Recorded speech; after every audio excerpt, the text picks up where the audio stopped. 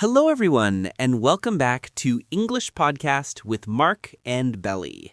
We are so happy that you're here with us today. If you're new to the podcast, thank you for joining.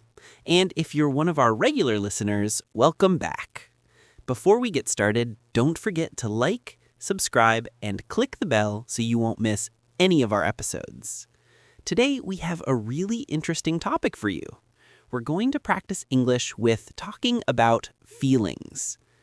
Hi, everyone. I'm so excited to talk about this topic today. Feelings are something we all experience, and being able to talk about them in English is super important. It helps us connect with others, and today we'll teach you some easy and natural ways to express your emotions in English. Mark, how do you feel right now? Good question, Belly. I feel happy because we're recording a new episode, and I'm excited to share some great phrases with our listeners. What about you, Belly? How are you feeling today? I feel excited too. I've been looking forward to this topic because talking about feelings is so important, and it can help everyone express themselves better in English. I totally agree. All right, let's start simple. What's the most common way to say how we feel when we meet someone? When we meet someone, we usually say, "How are you?" And the most common answer is, "I'm good, thank you," or "I'm fine, how about you?" But sometimes we might feel different emotions. So what do we say when we're not feeling good? That's a great question. If we're not feeling good, we can say, I'm a little tired today. I'm feeling a bit down. I'm not feeling great. Or even, I'm a bit sick today. It's important to be honest, but also polite when sharing how we feel. Exactly. It's okay to share if we're feeling tired or sad. And when we're feeling happy, we can say, "I'm so happy." "I'm feeling great." "I'm excited." "I'm in a good mood." Those are great ways to express happiness. It's important to remember there are many different ways to talk about how we feel. Now, let's share a little story to show how we can use these phrases in everyday situations. Imagine this. Belly wakes up in the morning and feels a little tired, but she is excited because it's the weekend. She talks to her friend on the phone and says, "Hey, I'm a bit tired, but I'm looking forward to this weekend. How are you?" Her friend says, "I'm feeling great today. I just finished a big project and I'm really happy it's done." Belly smiles and says, "That's awesome. I'm so happy for you." They make plans to meet and enjoy the weekend together.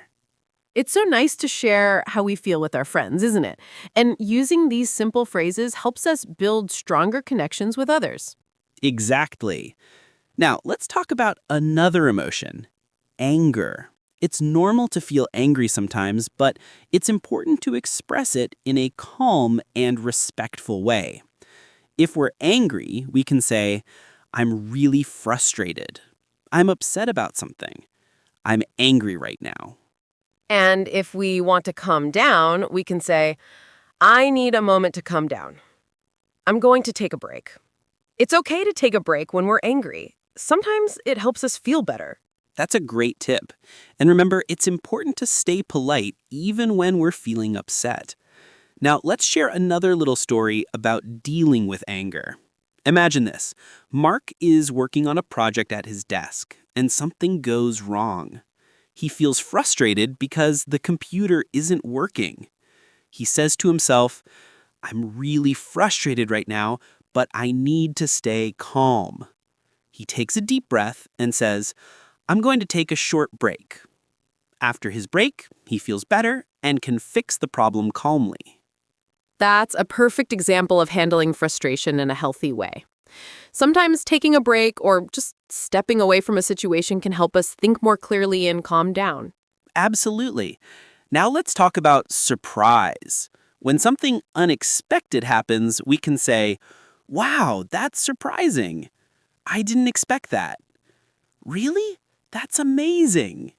Yes, expressing surprise is fun. You can show your excitement with phrases like, "No way! That's unbelievable! I can't believe it!" It's a great way to show how amazed we are by something. I agree. Surprise can be a very positive feeling. Now, let's share a little story about surprise. Imagine this. Belly receives an email from a friend inviting her to a surprise party. She opens the email and says, "Wow, I didn't expect this. A surprise party for me? That's amazing." Belly is so happy and excited that she immediately calls her friend to thank them for the surprise. That's a perfect example of surprise. It's such a fun feeling to be surprised, and it's important to show that emotion with excitement.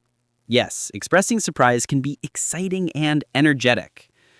Okay, before we finish, let's share a secret tip to help everyone with talking about feelings in English. Here it is. Talk about your feelings out loud every day. It might sound funny, but talking about your emotions helps you get comfortable using these phrases. For example, when you wake up in the morning, you can say, "I feel happy because it's a new day." Or if you're tired, you can say, "I'm feeling tired today because I didn't sleep well." It's a great way to practice, and you'll start using these phrases more naturally. That's such a helpful tip, Mark. I do the same thing. I talk to myself to practice my English and express how I feel. It's also helpful to practice in front of a mirror. You'll feel more comfortable when talking to others. And don't forget, it's okay to make mistakes.